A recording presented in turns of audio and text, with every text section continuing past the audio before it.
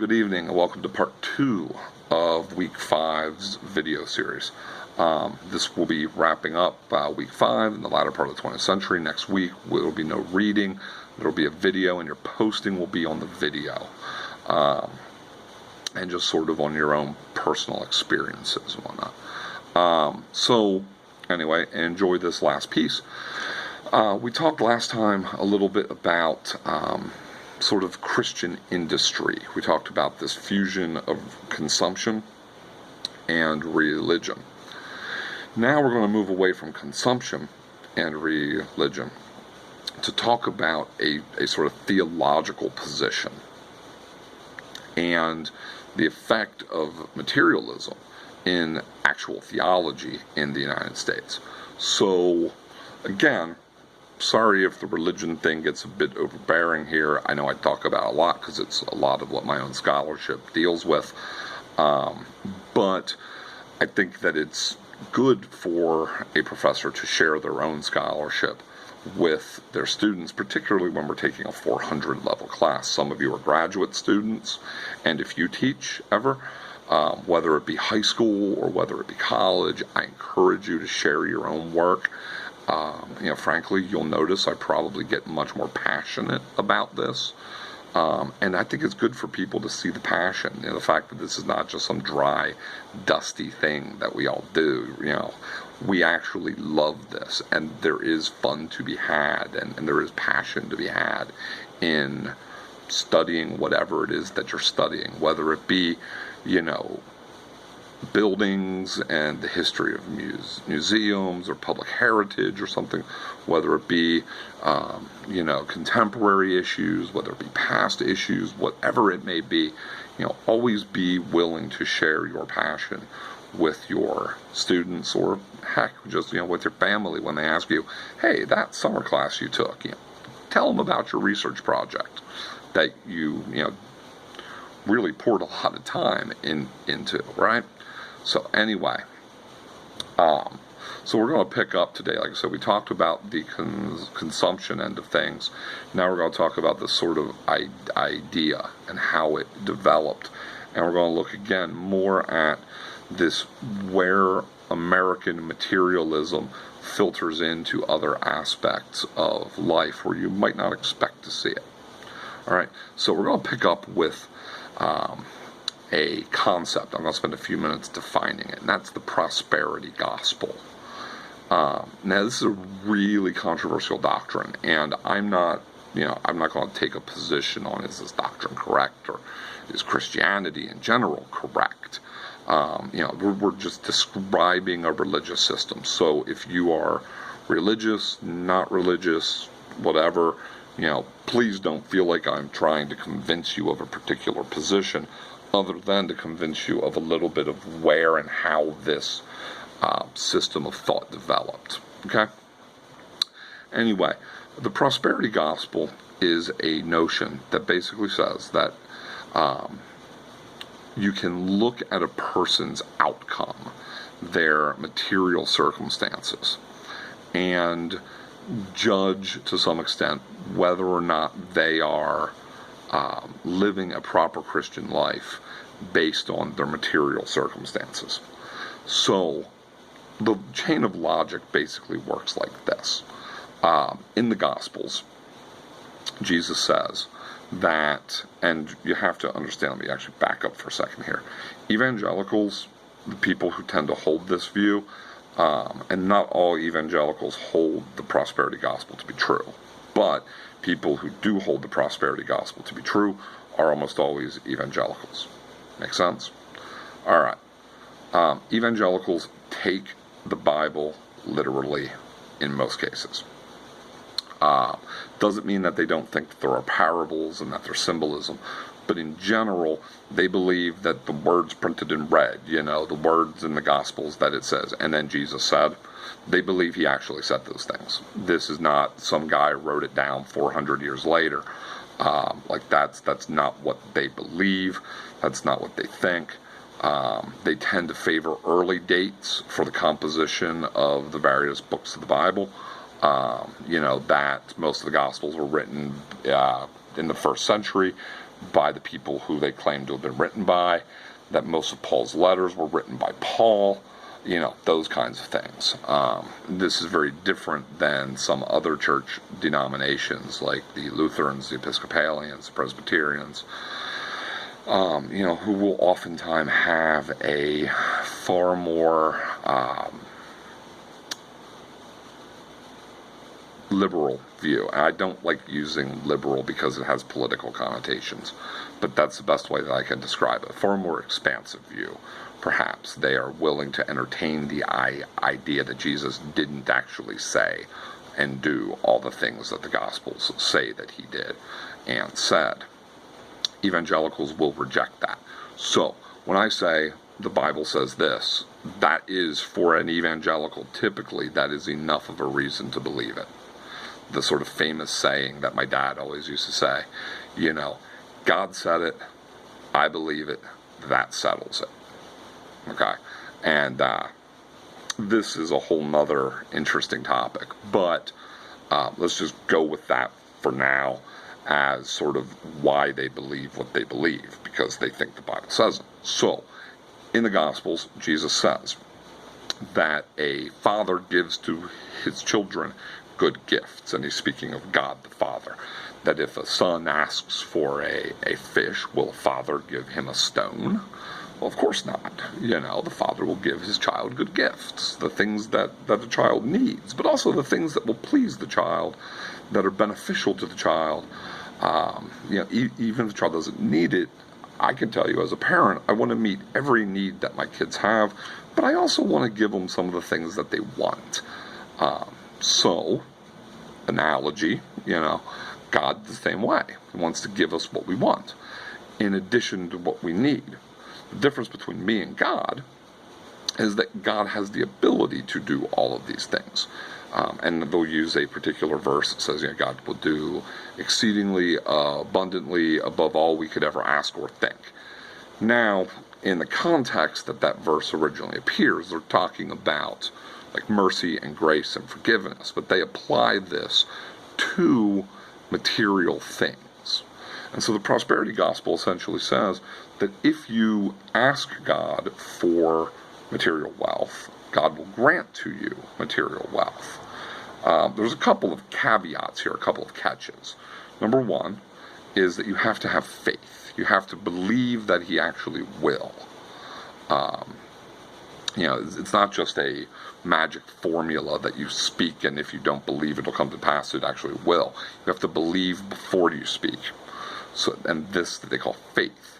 Some people refer to this as the name it and claim it thought process, or in a little bit more disparaging of a way, blab it and grab it.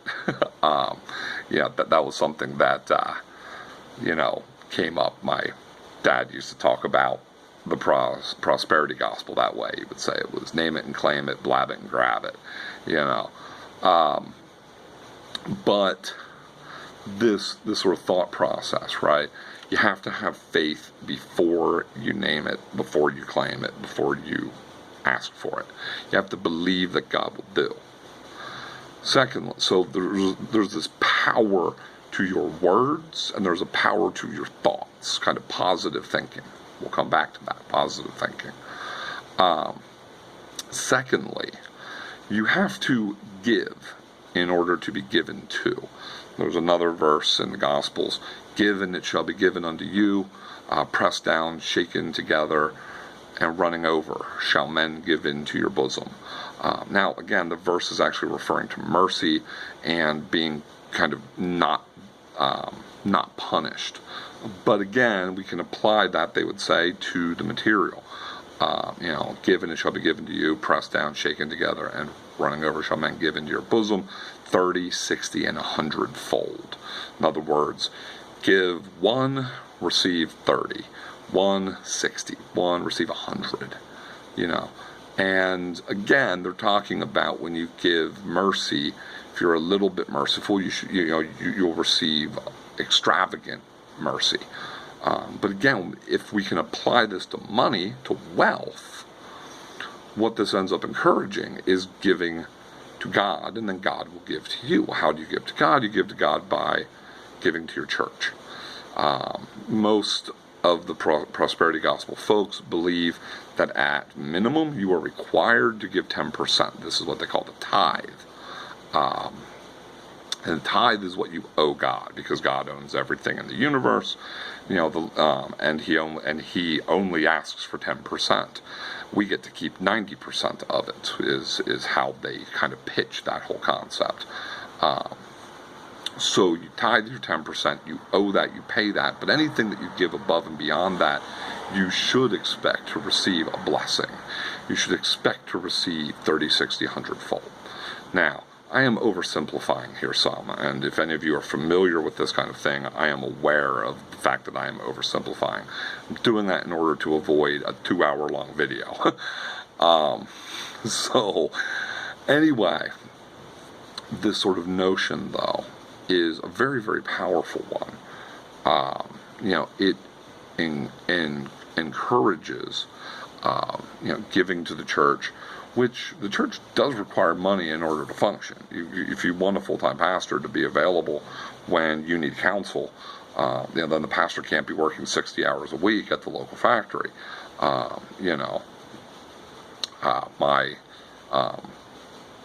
My dad is a pastor, as I've said, and he works a full-time job as well, because the church that he pastors is small. And the church that he pastors, he doesn't want to take a lot of salary. They like to give a lot of money to the food bank, and they have a clothing bank, and they help people pay their utilities over the winter, and they do all of this stuff, and they do like a big, Easter egg hunt for the community, and it's, wild and crazy, and all this stuff costs money. But if you want that full-time pastor who's available at 1 o'clock in the afternoon when your relative dies and you need to talk to somebody, then you need to pay them. They have to eat too. We also have to provide health insurance and, retirement and these kinds of things, right? You have to pay the utility bills at the church. So there is a certain logic to giving to the church and such for the support of the church. And this prosperity gospel message that, God wants to bless His people, and if you give, it will be given to you, allows for a reciprocal effect, right? That you're investing in God's kingdom. So let's remember positive thinking and investment. The third little piece of all of this from a sort of theological standpoint is the idea that, like I said, God owns everything in the world. There's a particular verse in the Old Testament, I believe it's in Psalms, where it says, the cattle on 1,000 hills are the Lord's and such. And, this notion that, God owns everything. And so God can redistribute wealth, right? To borrow a phrase from Marx here. And there's another verse elsewhere. The wealth of the sinner is laid up for the just. In other words, even though it seems sometimes like bad people get ahead by being bad and they get rich by being bad, they're just laying up wealth for the just, for God to distribute to His people. Okay, so where does this lead? Well, this leads us down this sort of path of what in theological terms is often called dominionism, this notion that the church is to take dominion over the earth, to make use of it, and that by giving you are releasing the power of God with faith, because you got to give in faith, believing that it will come back to you. And then it will come back to you, 30, 60, 100-fold will men give into your bosom, so that you can then give more, so that you can give more, and so that you can demonstrate to the world how great it is to be a child of God, right? I remember many years ago, this has stuck with me for years, but I was sitting in a meeting because when I was a kid and a teenager, my parents, we went to church Sunday morning, Sunday night, we had services Wednesday night, there was a prayer meeting on Thursday night, youth group on Tuesday night, youth group music practice on Monday night, adult music practice because I played the bass guitar for church and whatnot. That was on Saturday morning. And then Friday nights we would usually find a meeting somewhere to go to with a special speaker. We were literally at church like every day of the week. And one of the preachers, he brought this up that, when you're all doom and gloom and hellfire and brimstone, who wants to be a Christian? When the church is poor and the pastor's driving a beat up old, Pinto, who wants to be a Christian? When you're running around in shabby clothes and your kids are wearing hand-me-downs, who wants to be a Christian? No. What he said was, if you want people to want to be Christians, then you have to dress well, eat well, drive well, live in a nice house. You should be demonstrating to people the power of God, that God, because you obeyed him, God blessed you with all of these things. And, this really is part of the heart of this prosperity gospel, is that ultimately the sort of theological point of it isn't to just make you rich. It's not supposed to be about greed. Now, we can all figure out kind of how this could become greedy, but, it's not supposed to be that way. It's supposed to be a thing of people are attracted by honey, not by vinegar, right? Why would you want to be a Christian if it's so miserable and so horrible? Why would you want to follow a God who is horrible to his children, right? So go out and give, and it will be given to you, and then you can demonstrate to the world the power of God, what he's done for you, and you can also then give more to help people, which will bring more people in. And it's supposed to be a cycle where the church becomes more powerful as time goes on. And when I say the church, I mean with a capital C, not with the lowercase c, not the local church, not the building and the group of people gathered, but the universal church, all of these people who globally worship God and Christ, right? So, 3 keys to the prosperity gospel. 1, being investment. 2, being dominion. And 3, being positive thought. All right? So let's start actually in kind of reverse order. Let's start with positive thought. If you've ever watched televangelists, they're always talking about faith, and they're always talking about, this kind of, you've got to believe. Where does this come from? Well, you go all the way back into the late 19th century and into the late 20th century, and there's a sort of philosophical, sort of pseudo-theological train of thought that develops called New Thought. It was really espoused by a guy named E.W. Kenyon. It was picked up by Nelson Peale. Nelson Peale's the guy who wrote the book, The Power of Positive Thinking. But in the world of business, you can see these kinds of books in How to Win Friends and Influence People by Dale Carnegie, which is a classic book that's salesmen, going back to our Alec Baldwin video, ABC, always be closing. It's a book that salesmen read. I've read that book a dozen times when I was selling cars. Also, Ogmandino's book, The Greatest Salesman in the World, is very much about if you want to be the greatest salesman in the world, you got to think positively and make a positive difference in the world. Be happy. People want to buy things from people that they like. So, being liked, going back to Willy Loman, right? You start to see some of the connections here, right?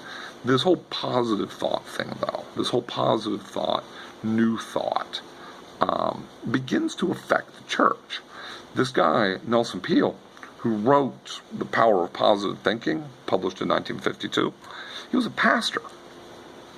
And he was influenced by Dale Carnegie and by Ogmandino and by other people like that, and very much emphasized this notion that your thought created your reality.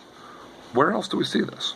Christian Science, many of the New Age type of teachings and philosophies and such. We can even see the seeds of the ideas of social constructs in some of this thought process. So all of this is interconnected with what's going on sort of in a broader sense within culture and within the world of ideas at this time. The positive thought, the new thought school of thinking, begins to impact the church, and you get books like The Power of Positive Thinking.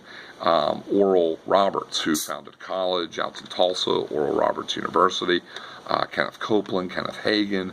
These folks will show up in the 1970s, particularly Pat Robertson, who was in the news oftentimes for the things that he says that are very controversial. He'll found Christian Broadcasting Network and the 700 Club, and he'll found that in the 1960s.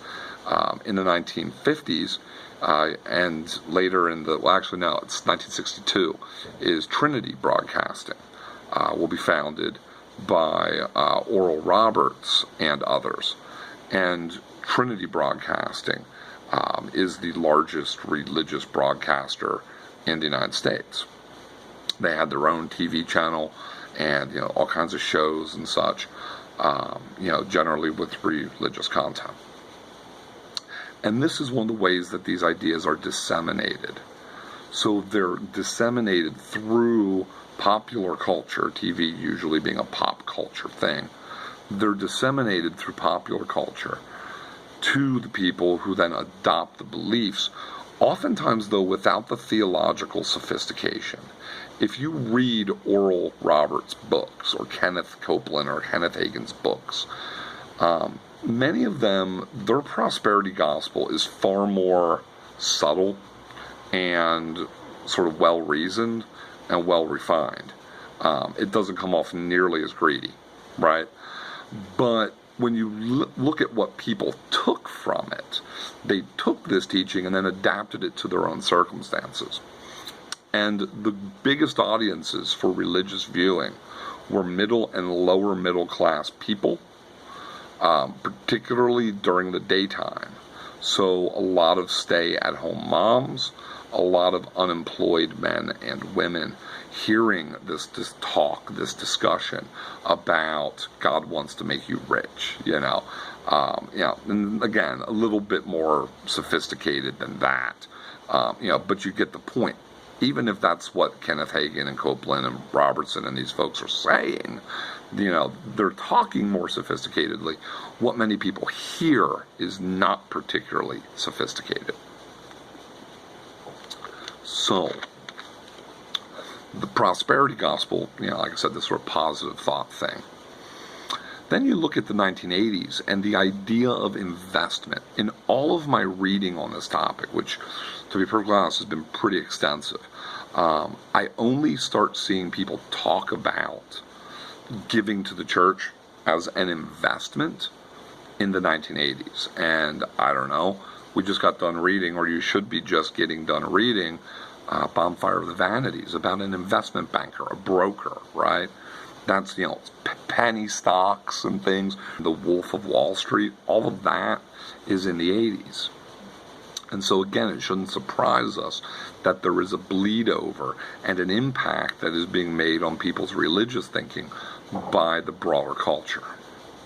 All right? So we'll start seeing that sort of investment language.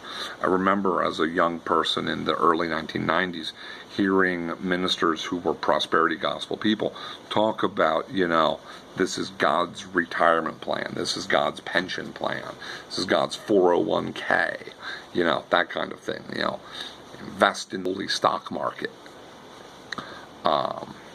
Maybe a little bit of a vulgar way to, talk about giving to your church, but you get the point. And then finally, this idea of dominionism, I think, ties in to the culture wars. If you go back to the 1990s particularly, there was a period we call the culture wars, and they are very much about sort of a group of people feeling like they're losing power in broader culture, in this case, evangelicals. And this is when the prosperity gospel really explodes, is during this period. And it spreads, I think, in response to this sense that we are losing ground as evangelicals. This group of people kind of sitting back thinking this to themselves. We are losing ground. What can we do? We need money in order to support the political candidates that we like. In the 90s, Newt Gingrich, and the Republican Revolution of 94 after Clinton won in 92. Groups like the Christian Coalition formed. All of this, this attempt to retake culture. Frankly, it's Make America Great Again, except it's the prequel, right? That slogan isn't anything new. That thought process isn't anything new. That goes back all the way to our boy Samuel Danforth.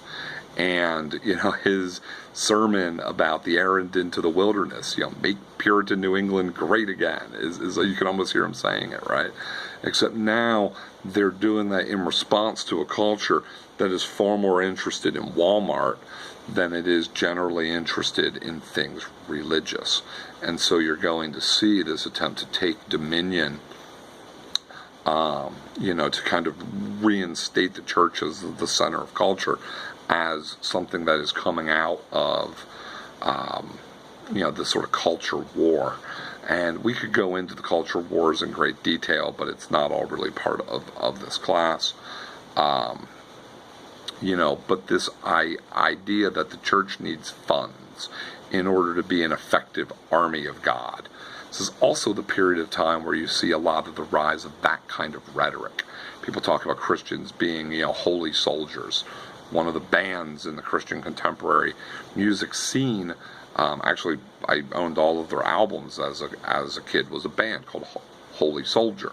There was a lot of sort of very militant and militaristic imagery and language used to describe it, but this would require resources. This would require funds. This would require people to give. And so churches, I think, begin to teach this in part to raise funds for themselves, but also in part because they believe it. They believe that, God will give to people, and then they will be able to use what they've been given to make an impact on culture and on these culture wars through the creation of films and entertainment and music and novels and art, and through speaking and through just being an example. So again, this sort of dominionism, this is what in theological terms we would call soft dominionism. It's not actually about recreating a sort of Israelite-style government or establishing a theocracy. Hard dominionism is about that, and that's an incredibly small group of people who actually seem to believe that. A lot of times when I hear people talk about, evangelicals are trying to create a theocracy, I sit back and go, as a guy who studies them, not really. Most of them, not that I've ever seen or that I've really come across a lot of, though there are a few people. Gary North is a fairly famous writer who writes about that kind of thing, and Rushdoony, Rousas Rushdoony, would be somebody else. Anyway, so this is the prosperity gospel. This is a way that materialism has influenced religion again. We saw it in terms of the industries, we saw it in terms of the holidays, and now we're going to see it in terms of the actual theology that the churches teach. So enjoy the rest of your week. Keep working on your stuff. Make sure you get your presentations uploaded. And I'm going to sign off and go to bed because it's like 2 o'clock in the morning. And I'm not sure why I'm still awake. But y'all have a good one. And I will catch up with you in the next video. Bye-bye.